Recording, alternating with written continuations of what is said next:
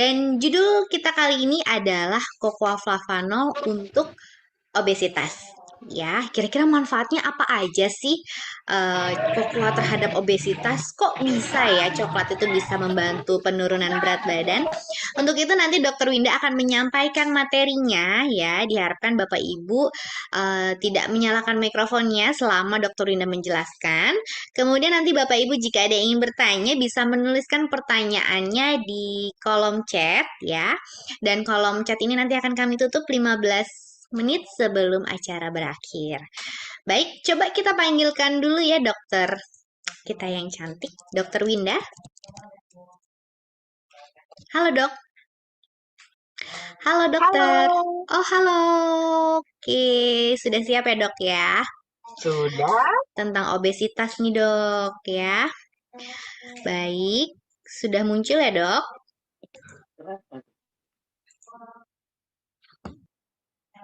Oke, Oke, silakan udah. dokter. Oke, selamat malam teman-teman FHI di seluruh Indonesia Malam dimanapun. dokter. Hai, halo Ibu. Sehat semua ya. Iya dong, harus ya.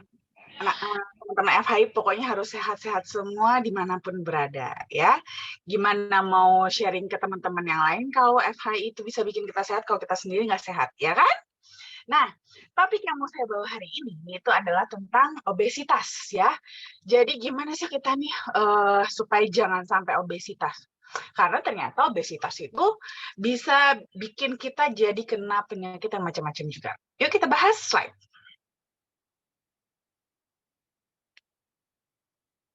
Nah, obesitas itu apa sih? Nah, obesitas itu dikatakan obesitas kalau seandainya nih kita kebanyakan makan, ya makannya kebanyakan tapi kita kurang gerak, itu artinya lebih banyak yang masuk ke dalam tubuh kita dibandingkan yang dikeluarkan. Dan ini terjadinya berulang-ulang dan juga dalam waktu yang lama. Jadinya lemak itu cenderung menumpuk di dalam tubuh kita, dan kalau dalam jangka panjang itu ditumpuk terus, akhirnya kita sudah bisa sampai ke kondisi obesitas. Kalau seandainya rekeningnya ditumpuk mah enak ya teman-teman ya, ini kok lemak yang ditumpuk ya, nggak enak banget. Karena apa? Kalau kita sudah overweight, terus kita obesitas, itu malah akan membuat kita beresiko terkena penyakit. Kita bisa kena diabetes, itu resikonya 44%. Kita juga bisa sampai kena penyakit jantung juga, itu resikonya bisa sampai 23%. Bahkan kita bisa terkena penyakit kanker loh, itu resikonya sekitar 7-41%. Slide.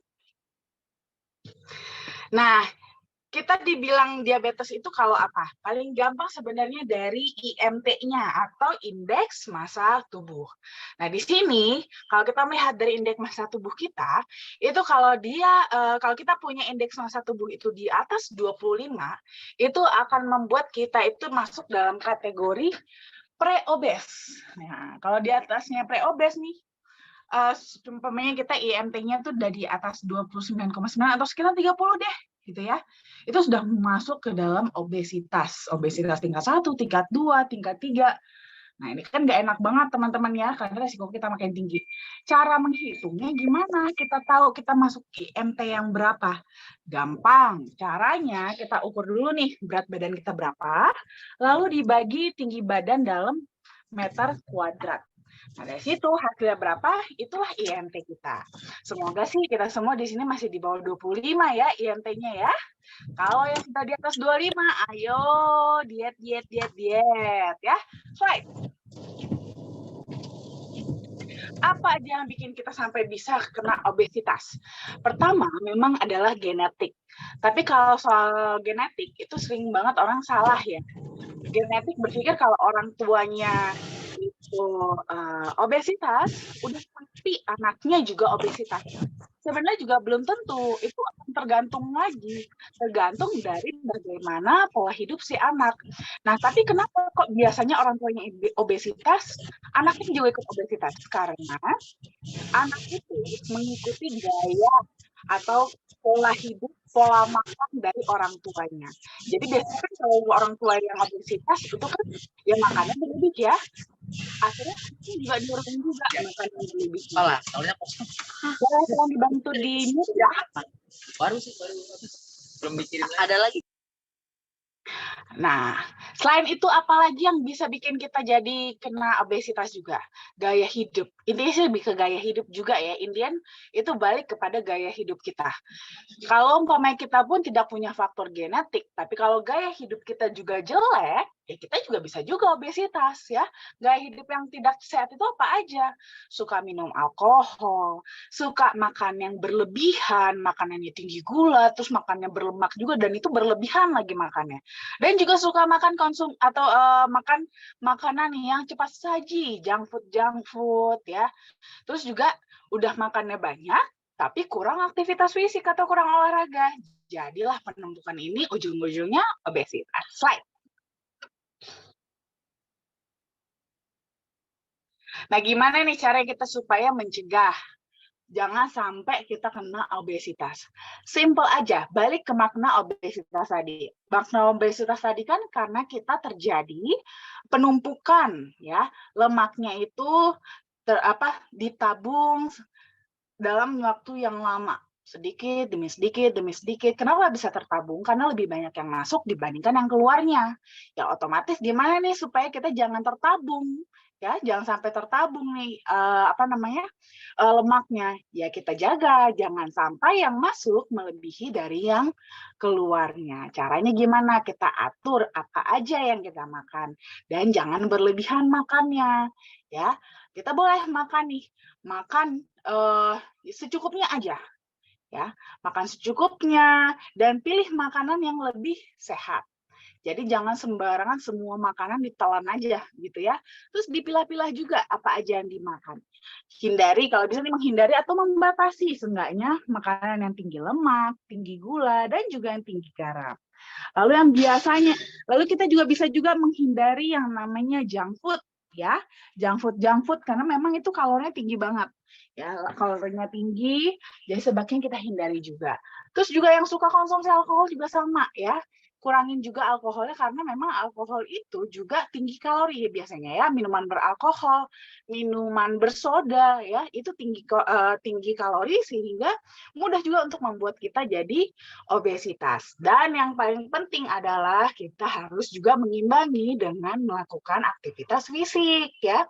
Jadi harus mulai nih olahraga yang malas olahraga ya, supaya lebih mengimbangi antara kalori yang masuk dengan kalori yang keluar. Dan juga yang paling gampang adalah melakukan pemeriksaan rutin ya, terutama buat teman-teman yang punya resiko terkena obesitas. Cara periksa rutinnya gampang ya, seperti tadi, cek IMT aja. Cukup rutin timbang berat badan. Dijaga berat badannya tetap di bawah tetap di batas yang ideal, yaitu IMT di bawah 25. Slide. Nah, kalau kita mau konsumsi flavonoid, apa nih manfaatnya untuk obesitas? Ternyata teman-teman, dari hasil penelitian, kalau kita mengkonsumsi 690 mg katekin per hari, itu konsumsi aja ya, tanpa harus kita olahraga yang berat gitu ya, atau jaga pola makan yang ketat selama 12 minggu atau sekitar 3 bulan. Itu ternyata bisa mengurangi total berat badan kita kurang lebih 3 kg dan juga bisa mengurangi lingkar pinggang sampai kurang lebih 3,3 cm. Dan kalau diukur nih persentase lemaknya, itu bisa berkurang sampai kurang lebih 1,5 kg. Nah, sekarang ibaratnya hanya konsumsi flavonoid aja, itu sudah bisa mengurangi sebanyak itu, apalagi kalau teman-teman menambahkannya juga dengan olahraga dan juga menjaga batasan asupan makanan. Slide. Nah, selain itu juga flavonoid itu juga punya potensi sebagai anti-obesitas, di mana antioksidannya itu bisa berperan sebagai inhibitor dari lipase pankreas sehingga bisa membantu kita untuk menekan nafsu makan. Jadi itu kita tuh nggak latah gitu ya, pengen makan, pengen nyemil. Nah, kalau hobi-hobi nyemil nih, itu bisa banget dibantu dengan flavonoid ya, supaya nafsu makan kita tidak terlalu tinggi, kita juga bisa terjaga berat badannya lebih ideal. Dan juga flavonoid itu bisa membantu untuk meningkatkan kinerja latihan, karena dia bisa membantu meningkatkan oksidasi lemak, sehingga bisa mencegah obesitas juga. Slide. Nah, memperkenalkan nih produk kesayangan kita yaitu Cocoa Flavanol Original dan Sweet serta Cocoa Flavanol Deptem with Allerginan yang diambil dari ekstrak biji kakao yang masih mengandung hampir 80% kadar flavanol alaminya, bukan yang ditambahkan. Slide. Nah, apa itu flavanol? Flavanol itu dia adalah salah satu dari 6 kategori flavonoid yang merupakan subkelas dari polifenol. Nah, kalau dari hasil penelitian, flavanol yang tinggi pada kokoa itu sudah terbukti secara klinis bermanfaat untuk fungsi kardiovaskular kita. Jadi kalau kita konsumsi dalam jangka pendek dalam waktu tertentu, itu dia bisa mendapatkan efek pelebaran pada pembuluh darah kita sehingga aliran darah kita bisa lebih lancar. Nah, kalau kita konsumsinya secara rutin dalam jangka panjang juga kita bisa mendapatkan manfaatnya yang sebagai antioksidan di mana dia akan berperan untuk menjaga keseimbangan dalam tubuh dan juga melindungi sel-sel tubuh dari radikal bebas. Nah, tapi teman-teman, karena sifatnya yang memang kayak antioksidan ini, dia itu jadi lebih sensitif terhadap elemen-elemen radikal bebas. Sehingga biasanya nih, pada proses ekstraksi kokoa, itu kan melalui proses pemanasan dan juga pengasaman. Dan itu menghasilkan radikal bebas yang tinggi. Jadi pada prosesnya, proses ekstraksi kokoanya sering sekali justru flavonoidnya sudah keburu berikatan dengan radikal bebas di sana. Sehingga akhirnya yang tersisa pada produk akhirnya jadi tinggal sedikit atau bahkan mungkin sudah habis. Sehingga nih untuk kita mendapatkan manfaat antioksidannya perlu menggunakan metode ekstraksi yang tepat agar flavanolnya tidak hilang. Slide. Nah, selain ada flavanol, ada juga L-arginine. L-arginine ini dia merupakan sebuah asam amino esensial yang dibutuhkan oleh tubuh kita untuk memproduksi protein. Nanti proteinnya akan digunakan untuk membentuk sel-sel baru, untuk regenerasi sel. Nah, biasanya ini kita dapatkan dari makanan kita sehari-hari ya, bisa dari daging merah, daging putih, atau juga bisa juga dari produk olahan susu, atau dari kacang-kacangan ya, seperti kacang kedelai, gandum kutu, dan kacang-kacangan lainnya. Slide. Yang unik dari arginine ini adalah kalau dibutuhkan, dia itu bisa berubah menjadi nitric oxide. Di mana nitric oxide ini itu diproduksi oleh sel endotelium yang berperan untuk nanti membuat pembuluh darah kita elastis gitu ya, biar bisa tetap elastis pembuluh darah kita. Cuman pada beberapa kasus pembuluh darah yang sudah jelek ya, sel endoteliumnya sudah rusak seperti mungkin pada kasus-kasus seperti diabetes, hipertensi, mungkin sudah ada plak pembuluh darahnya. Nah, sel endoteliumnya itu sudah tidak sanggup untuk memproduksi nitric oxide yang cukup untuk menjaga elastisitas pembuluh darah. Nah, kalau seperti ini kondisinya, itu bisa digantikan sementara oleh arginine. Arginine yang akan berubah menjadi nitric oxide untuk membuka dulu sementara si pembuluh darahnya supaya nutrisi, oksigen, darah, vitamin-vitamin ya, termasuk juga flavanol itu bisa lewat pembuluh darah yang sudah lebih terbuka tadi. Sambilan nanti sel endoteliumnya sudah mulai mengalami perbaikan dan akhirnya bisa sanggup kembali memproduksi nitric oxide-nya secara mandiri. Nah, tapi itu juga tidak hanya itu juga teman-teman fungsinya arginine. Arginine juga punya peran dalam merangsang pelepasan hormon seperti hormon pertumbuhan pada anak-anak, hormon insulin pada yang diabetes, dan juga senyawa lain di dalam tubuh. Slide. Nah, ini nih tadi yang saya bahas ya. Jadi, produsen kita yaitu BRI Callebaut itu punya metode ekstraksi khusus untuk kokoa, di mana metode yang mereka gunakan ini sudah dipatenkan. Kenapa? Karena dari hasil penelitian ya, proses ini telah terbukti dapat mempertahankan hingga 80% kadar flavanol kakao yang ada secara alami.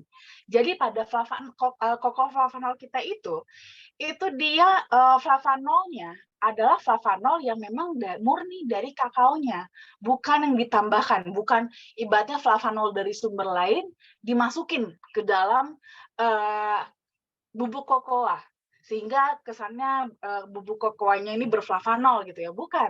Tapi memang alami dari kakaonya sendiri.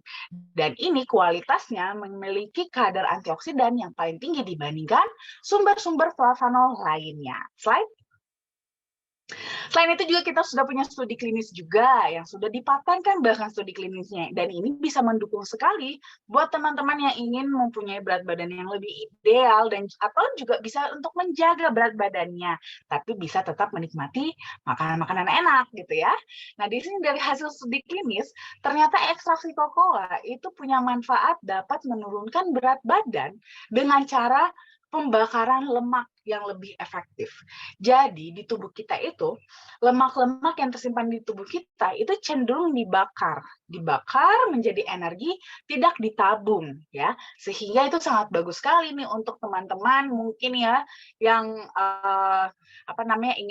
ingin diet, menurunkan berat badan, dan itu bahkan hasil dari metabolisme lemaknya itu bisa teman-teman gunakan untuk berolahraga sehingga olahraga teman-teman intensitasnya bisa lebih tinggi sehingga pembakaran lemaknya itu makin mantap lagi ya. Jadi sangat bagus banget buat teman-teman yang ingin menurunkan berat badan. Slide. Selain itu juga kita sudah dapat scientific opinion juga dari EFSA atau European Food Safety Authority. Kita sudah bisa mengklaim manfaat produk kita yaitu Cocoa Flavanol dapat membantu memelihara elastisitas pembuluh darah, di mana ini akan memberikan kontribusi yang baik untuk aliran darah yang lebih lancar. Slide. Nah, jadi untuk konsumsinya, teman-teman boleh nih mau konsumsi yang original, atau sweet, atau DTM juga boleh. Kalau konsumsi yang original atau sweet, itu untuk yang secara umum sih bisa dosis standar ya. Itu bisa 3-5 gram sehari, itu sudah cukup. Tapi mungkin untuk kondisi seperti ini ya, mungkin saya boleh berbagi tips sedikit buat teman-teman yang mau diet, itu saya sangat rekomen banget untuk mengkonsumsi yang original. Original 10 gram setiap hari, itu cukup efektif untuk teman-teman menurunkan berat badan yang efektif gitu ya. Dan juga termasuk bisa membantu menekan selera makan juga. Nah, atau teman-teman juga boleh konsumsi yang flavanol DTM with arginine. Kalau mau konsumsi yang flavanol DTM with arginine, itu bisa mengkonsumsi 1 saset per hari untuk maintenance atau 2 saset per hari untuk booster. Buat yang pengen turunin berat badan, boleh mengkonsumsinya 2 saset per hari. Thank you.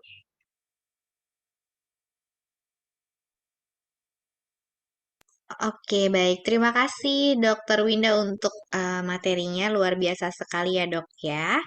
Topiknya mengenai obesitas ya. Kayaknya sekarang obesitas juga angka tertinggi ya, Dok ya. Mulai dari remaja tuh sudah banyak yang terkena obesitas ya karena faktor dari lingkungannya, kemudian dari pola makannya juga ya, Dok ya, yang jarang banget konsumsi makanan berserat.